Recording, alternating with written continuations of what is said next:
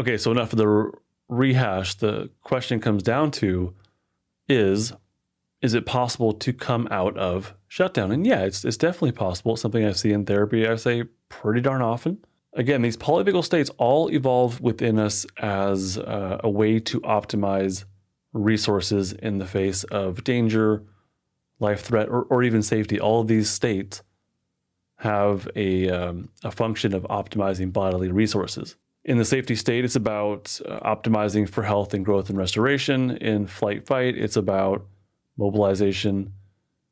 And in the shutdown state, it's actually about conserving resources. The idea here, what I want you to focus on and get from that is that it's a biological response.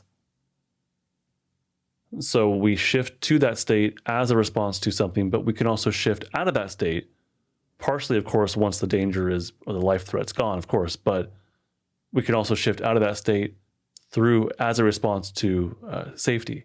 Now, I want you also to look at this in a couple different ways. One of these is as a functional response in the face of life threat. Like, yeah, it's possible to come out of that up into fight and then flight and then into safety state. That would be like an intense situation where someone's actually in danger. So it's not a stuck state. Basically, that's a difference between stuck state and non-stuck state. Like a wild animal can go into, wild animal can go into a shutdown response and not get stuck.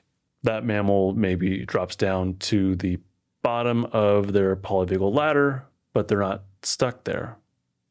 And they can come out of it when they neurocept. There's an opportunity to do so. That's different than a human, which gets stuck in shutdown. Part of that is there an absence of life threat to allow us to come out of shutdown? But also, is there the presence of literal safety, like in the environment, and or literal safety as far as safe connections with other people, so co-regulation?